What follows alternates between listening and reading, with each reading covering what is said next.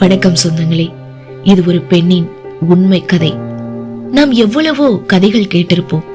அப்படி கேட்கும் போதெல்லாம் சில கதைகள் நம் மனசை நிகழ வைக்கும், சில கதைகள் கேட்கும் போது நம்ம மனசை ரணமாக்கும்.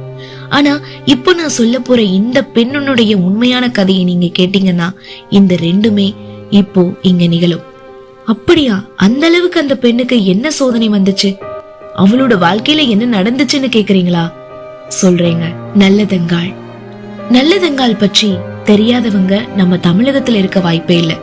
கதையாக, பாடலாக, திரைப்படமாக தமிழகம் முழுவதும் உயிர்ப்போடு வலம் வந்து கொண்டிருக்கக்கூடிய மங்கைனா அது நம்ம நல்லதங்காள் தான்.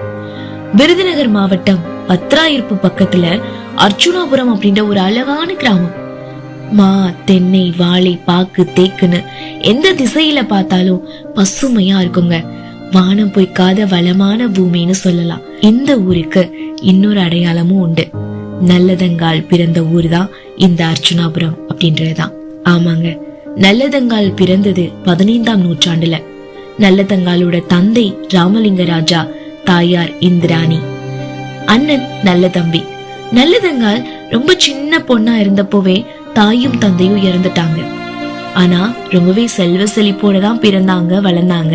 நல்ல தம்பி தான் அப்பா அம்மா ஸ்தானத்துல இருந்து தன்னோட தங்கைய செல்லம்மா வளர்க்கிறாரு. மானாமதுரை ராஜா காசிராஜனுக்கு நல்லதங்கால மனம் முடிச்சு கொடுக்கறாரு. கல்யாணம் ஆகும்போது நல்லதங்காலுக்கு 7 வயது. காசிராஜன் நல்லதங்காலுக்கு நிறைய பரிசு பணம் கொடுக்கறாரு. சித்திரை மாதம் கல்யாணம் நடந்துச்சு. செல்வ கல்யாணம் அப்படின்னே சொல்லலாங்க. எப்படி தெரியுமா? பனைமரம் பிளந்து பந்தக்கால் நட்டார்கள், தென்னை மரம் பிளந்து தெருவெல்லாம் பந்தலிட்டார்கள். நல்ல தம்பி தங்கச்சிக்கு நிறைய சீதனங்கள் கொடுத்தாரு. வேலி நிறைய வெள்ளாடுகள், பட்டி நிறைய பால் மாடுகள், மோர்க்கடைய முக்காலி பொன்னால், அழகுற நாளி பொன்னால், மரைக்கால் பொன்னால், இப்படி இன்னமும் சீதனங்கள் நிறைய இருக்கு, சொல்லிக்கிட்டே போலாம். கல்யாணம் முடிஞ்சது, விருந்து சாப்பாடு முடிஞ்சது. நல்லதங்காலும் காசிராஜனும் மானாமதுரைக்கு புறப்பட்டாங்க. ஆமாங்க, பிறந்த வீட்டுல இருந்து ஒவ்வொரு பெண்ணும் புகுந்த வீட்டுக்கு போக வேண்டிய சூழ்நிலை வரும் தானே, அதைத்தான் நல்லதங்காலும் சந்திச்சாங்க. அப்படி புறப்படுற சமயத்துல நல்லதங்காலுக்கு அண்ணனை பிரிய மனசே இல்ல. யாருக்குதான் தன்னோட பிறந்த வீட்டை விட்டு போக மனசு வரும் சொல்லுங்க? அந்த பாச பிணைப்பு கூடவே தானே இருக்கும். அது மாதிரி தன்னோட ஒட்டுமொத்த அன்பையும் தன்னோட ஒரே தங்கச்சி மேல கொட்டி வளர்த்த அந்த நல்ல தம்பின்ற அண்ணனை விட்டு நல்லதங்காலுக்கு போக எப்படி மனசு வரும்? அதனால அழுது புரண்டு அழுதாங்க, ஆபரணம் அச்சு விழுற அளவுக்கு. முட்டி அழுதாங்க, முத்துமணி அச்சு விழுற அளவுக்கு. உடனே இத பார்த்து பொறுக்க முடியாத நல்ல தம்பி என்ன செய்வாரு? தன்னோட தங்கச்சிக்கு ஆறுதல் சொன்னாரு. ஒரு வழியா நல்லதங்கால் மானாமதுரைக்கு புறப்பட்டு போனாங்க. நல்ல தம்பிக்கு ஒரு மனைவி இருக்கிறாங்க. அவங்க பெயர் மூலி அலங்காரி. இவங்க பாத்தீங்கன்னா ரொம்பவே கொடுமைக்காரி. நல்லதங்கால் போனதுக்கு அப்புறமா நல்லதங்கால பார்க்க நல்ல தம்பி ஒரு தடவை கூட மானாமதுரை போகவே இல்லைன்னா அதுக்கு இந்த மூலி அலங்காரி தாங்க காரணம். இப்படி இருக்க சமயத்துல நல்லதங்காலுக்கு 7 குழந்தைகள் பிறக்கிறாங்க. அதாவது 4 ஆண் குழந்தைகள், 3 பெண் குழந்தைகள்.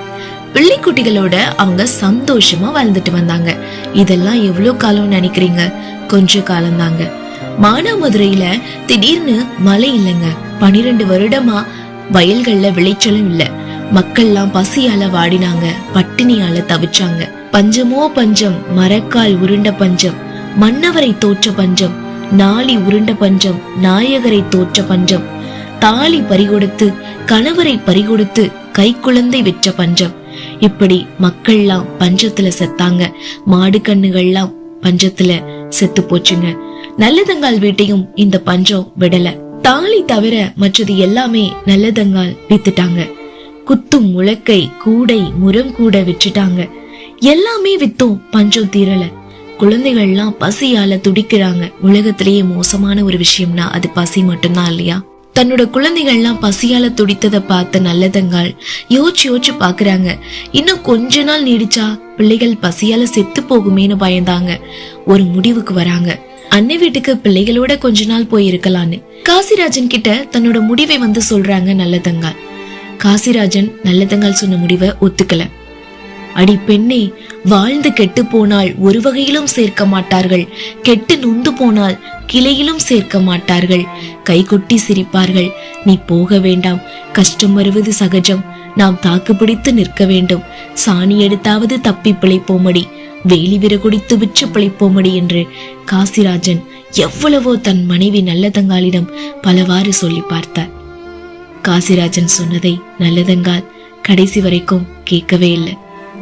இனியும் தாக்கு பிடிக்க முடியாதுன்னு நினைச்சாங்க. சந்தனம் தொட்ட கையால நான் சாணி தொடலாகுமோ, குங்குமம் எடுக்கும் கையால் நான் கூலி வேலை செய்யலாகுமோ அப்படின்னு சொல்லி நல்லதங்கால் அழுறாங்க.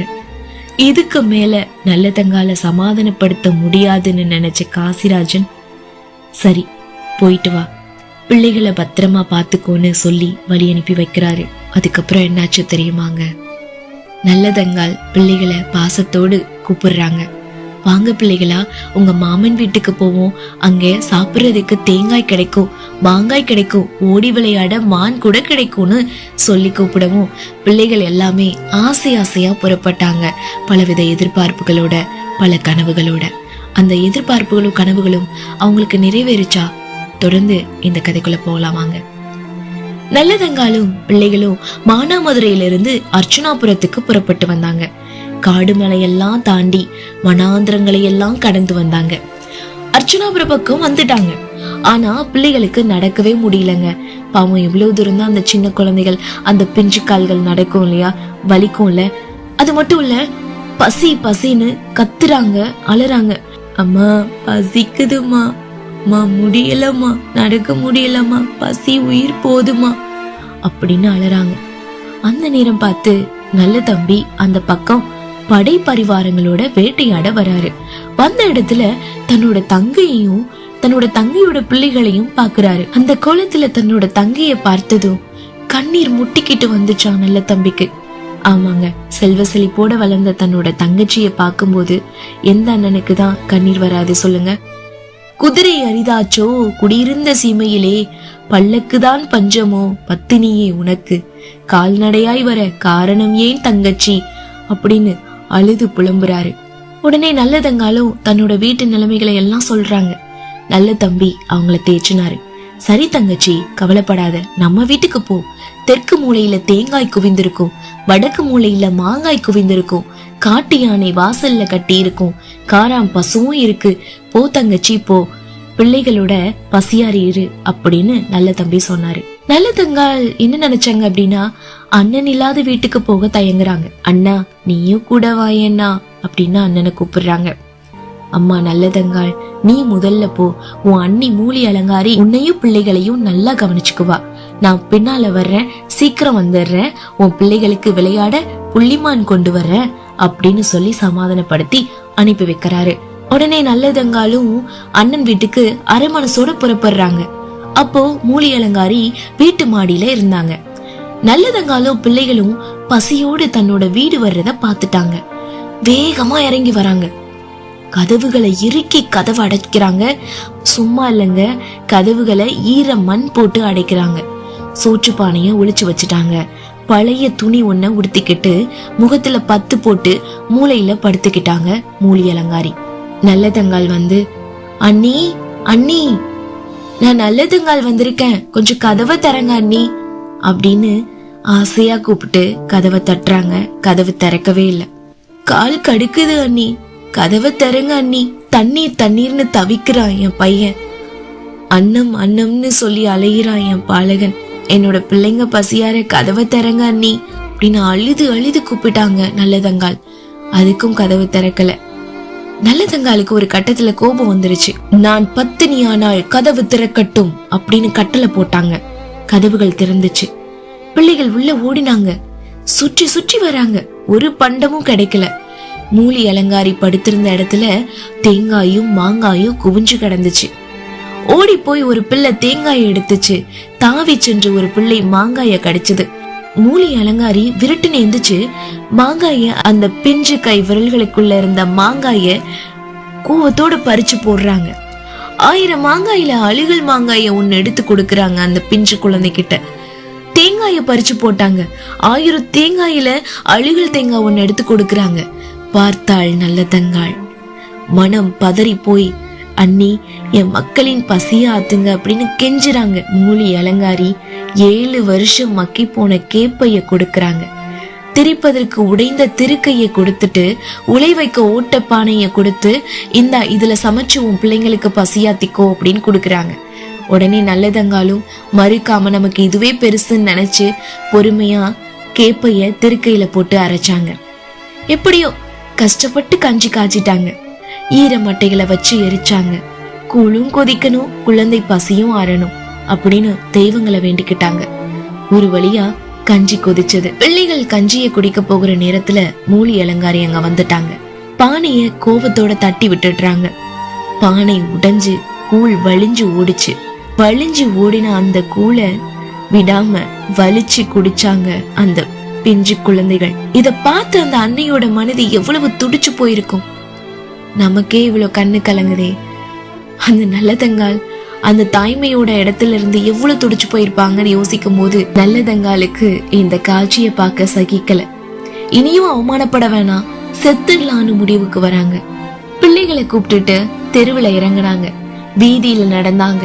நல்லதங்கால பார்த்தவங்க பரிதாபப்பட்டாங்க. சாப்பிடுறதுக்கு நம்ம வீட்டுக்கு வாங்க அப்படின்னு அழைச்சாங்க. பச்சரிசி குத்தி தாரோம், பாலும் கலந்து தாரோம், பாலரும் நீங்களும் பசியாரி போங்க அப்படின்னு கூப்பிட்டாங்க. நல்லதங்கால் மறுத்துட்டாங்க. அரச வம்சம் நாங்கள், அண்டை வீட்டில் தண்ணீர் குடிக்க மாட்டோம் அப்படின்னு சொல்லிட்டாங்க. காட்டு வழியே பிள்ளைகள் எல்லாம் கூப்பிட்டுட்டு போனாங்க. பாலும் கிணறு தேடி போறாங்க. அண்ணன் வந்தா அடையாளம் தெரியட்டும்னு ஆவாரம் செடிகளை ஒடிச்சு போட்டுக்கிட்டே போறாங்க. நல்லதங்காலு பிள்ளைகளும் ரொம்ப தூரம் வந்துட்டாங்க. ஒரு கிணறு கூட காணோம். அப்போ சிறுவர்கள்லாம் அங்க ஆடு மேய்ச்சிட்டு இருந்தாங்களாம். அவங்கள பார்த்து நல்லதங்கால் வந்து கேக்குறாங்க, தண்ணீர் தாகமா இருக்குப்பா, தண்ணீர் குடிக்க பாலும் கிணறு இருந்தா பார்த்து சொல்ல அப்படின்னு கேக்குறாங்க. ஒரு சிறுவன் ஓடி போய் ஆழமுள்ள பாலும் கிணற காட்டுறான். நல்லதங்கால் பிள்ளைகளோட அங்க போறாங்க. கணவன் கண்ணில் படுமாறு தாலிய கலற்றி கிணற்று படியில வைக்கிறாங்க. அண்ணன் கண்ணுல படுமாறு பாலூட்டும் சங்கை கிணற்று மேட்டுல வைக்கிறாங்க. அண்ணி கொடுத்த அழுகல் தேங்காய ஒரு ஓரத்துல வைக்கிறாங்க. தூங்கிட்டு இருக்க ஒவ்வொரு பிள்ளையாக கிணற்றுல தூக்கி போட்டாங்க நல்லதங்கால். ஒவ்வொரு பிள்ளையும் பயந்து பயந்து அம்மாவோட காலை கட்டிக்கிட்டாங்க. காலை கட்டின பிள்ளையை பிடிச்சு இழுத்து கிணற்றுல போட்டாங்க. இப்படி 6 பிள்ளைகளை போட்டுட்டாங்க நல்லதங்கால். மூத்த பிள்ளை நல்லதங்காலுக்கு பிடிபடாம ஓடினா. என்ன மட்டும் கொல்லாதே, என்ன பெற்ற மாதாவேன்னு கெஞ்சினான். தப்பி பிழைத்து அம்மா நான் தகப்பன் பேர் சொல்லுவேன், ஓடி பிழைத்து அம்மா நான் உனது பேர் சொல்லுவேன் என்று சொல்லி தப்பிச்சு ஓடினான். ஓடிய பிள்ளையை நல்லதங்கால் ஆட்டு இடையர்களை வச்சு பிடிக்க சொன்னாங்க. இடையர்களுக்கு விஷயம் தெரியாது இல்லையா, தாய்க்கு அடங்காத தருதலை பிள்ளைன்னு நினைச்சு அவனை பிடிச்சு கொண்டு வந்து நல்லதங்கால் கிட்ட விட்டுட்டு போயிட்டாங்க. நல்லதங்கால் கதறி அழுத அந்த மூத்த மகனையும் பிடிச்சு கிணத்துக்குள்ள போட்டாங்க. அதுக்கப்புறமா தானும் குதிச்சாங்க. நல்லதங்காலும் 7 பிள்ளைகளும் இறந்து மிதந்தாங்க. நல்லதங்காலுக்கு 16 அடி கூந்தல். அவங்க கூந்தல் கிணறு பூராவும் பிரிந்து பறந்து கிடந்தது. பிள்ளைகளும் தெரியல, கிணற்று தண்ணீரும் தெரியல. நல்லதங்காலோட கூந்தல் மட்டுமே பூராவும் தெரிஞ்சதுங்க. விதியோட சதி பாருங்க. நல்லதங்கால் புறப்பட்டு வந்த சில நாட்கள்லயே மானாமதுரையில நல்லா மழை பெய்யுது.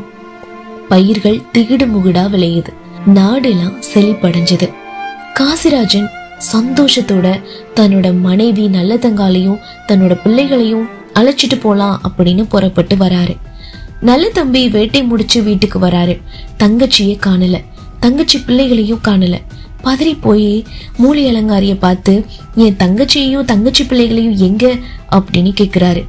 மூலி கூசாம போய் சொல்றாங்க, சீரக சம்பா சோறு ஆக்கி போட்டேன், 10 வகை காய்கறி சமைச்சு வச்சேன், சாப்பிட்டு போனாங்கன்னு போய் சொன்னாங்க.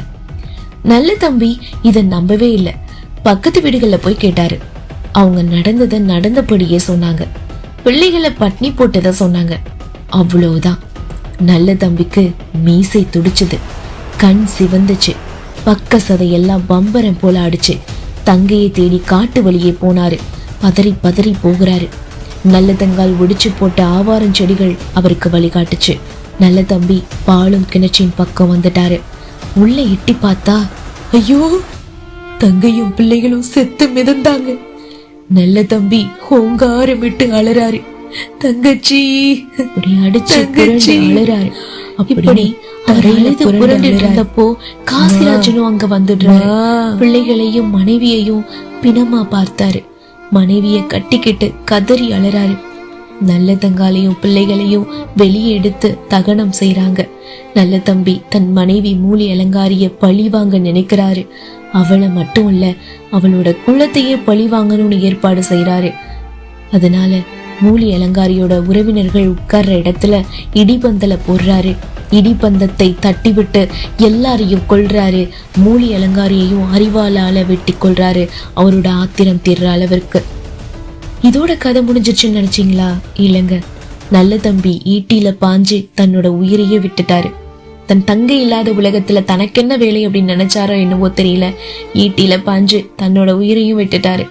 அதே மாதிரி காசிராஜனும் ஈட்டியில பாஞ்சு தன்னோட உயிரை விட்டுட்டாங்க. இல்லாள் இல்லைன்னா எதுவுமே இல்லை அப்படிங்கறத உணர்ந்ததாலோ என்னவோ அவரும் ஈட்டியில பாஞ்சு தன்னோட உயிரை விட்டுட்டாரு. இப்படி 2 குடும்பங்களும் கூண்டோடு அழிஞ்சு போச்சுங்க. இவங்க இருக்கிறதுக்கு அடிப்படையான காரணம் என்னவா இருக்கும்னு நினைக்கிறீங்க? வறுமை. வறுமை ஒரு பக்கம்னா மூலி அலங்காரியோட கொடுமை மறுபக்கம். வறுமை கொடியது, பசி கொடியது, பட்டினி கொடியது. அதை விட கொடியது எது தெரியுமா? மனித தன்மையற்ற செயல். இந்த செயலை இன்னைக்கு மூலி அலங்காரி மாதிரி எத்தனையோ மூலிகள் செஞ்சுக்கிட்டு இருக்கலாம், செய்யாமலும் இருக்கலாம். ஆனா இந்த கதை மூலமா நாம தெரிஞ்சுக்கிற, நாம புரிஞ்சுக்கிற, நாம நடந்து கொள்ள வேண்டிய ஒரு விஷயம் என்னன்னா, நாம மனித தன்மையோட இருக்கணும் அப்படின்றது மட்டும்தான். பசியால வரவங்களுக்கு ஒருவேளை சாப்பாடாவது நம்ம வாங்கி கொடுக்க முயற்சி பண்ணுவோங்க. அது மட்டும் இல்லைங்க, அண்ணன் தங்கை பாசம் என்றால் இதுவல்லவா என்று மெச்சிய சிவனும் பார்வதியும் அங்கே தோன்றினாங்க. தற்கொலை செய்த நல்ல தங்கால் அவளது பிள்ளைகளை உயிர் பெற செய்ததோடு நல்ல தம்பியையும் உயிர்ப்பித்தனர். அப்போ நல்ல தங்காலும் நல்ல தம்பியும், நாங்கள் இறந்தது இறந்ததாகவே இருக்கட்டும், மனித பிறவி எடுத்து மாண்டவர்கள் மீண்டும் உயிர் பெற்றார்கள் என்ற வரலாறு எங்களால் ஏற்பட வேண்டாம். எனவே நாங்கள் இறந்ததாக கருதி அருள் புரிய வேண்டும் என கூறினார்கள். சிவனும் அப்படியே அவர்களுடைய வேண்டுகோளை ஏற்றுக்கிட்டாராம். இந்த ஒரே காரணத்துக்காக நல்லதங்கால் தெய்வமாகிட்டாங்க. அர்ச்சுனாபுரத்தில் வயல்வெளிக்கு மத்தியில கோவில் கொண்டிருக்கிறாங்க நல்லதங்கால். கருவறையில நல்லதங்கால் சிலை கம்பீரமா வடிவமைக்கப்பட்டிருக்கு. 7 குழந்தைகளோட சிலை இன்னொரு சன்னதியில இருக்கு. பக்கத்திலேயே நல்ல தம்பியும் விற்றிருக்கிறார். சற்று தொலைவுல ஒரு பாலடைந்த கிணறு சிதைந்து போய் காணப்படுது. நல்லதங்கால் தன்னோட குழந்தைகளோட தற்கொலை செய்து கொண்டது இங்கேதான் அப்படின்னு கிராம மக்கள் எல்லாம் சுட்டி காட்டுறாங்க. ஏராளமானோருக்கு நல்லதங்கால் குலதெய்வமா இருக்கிறாங்க. ஒவ்வொரு வருஷமும் ஆடி மாதம் பொங்கல் திருவிழா நடக்கு. ஆடி மாதங்கள்ல நல்லதங்காலோட உறவினர்கள் வழி தோன்றர்களா வந்தவங்க மானாமதுரையில இருந்து இங்க வந்து விழால கலந்துக்கிறாங்க. மாதந்தோறும் பௌர்ணமி பூஜையும் இங்க நடக்க. நல்லதங்கால் பட்ட துன்பத்தை இந்த உலகம் மறக்காது. அருள் தரும் அன்னை நல்லதங்கால் திரு அவதார வரலாற்றினை பக்தி சிரத்தையோட கேட்டாலோ படித்தாலோ சொன்னாலோ பூமியில பஞ்சம் நீங்கி சுபிட்ச மழை பெய்து வளம் கொளிக்கும் அப்படின்றது பெரிய ஒரு வாக்கு. நல்லதங்கால் அன்னையை வணங்கி நம்மை அண்டி வருவோருக்கு தீயென மறந்து நன்மைகள் செய்து வாழ்வில் இன்பம் பெறுவோம் என்று கூறி இனிதே நிறைவு பெறுகிறது இக்கதை ஆர்ஜே கார்த்திகா சேனலில். இந்த உண்மை சம்பவத்தை பற்றி நீங்க என்ன நினைக்கிறீங்க?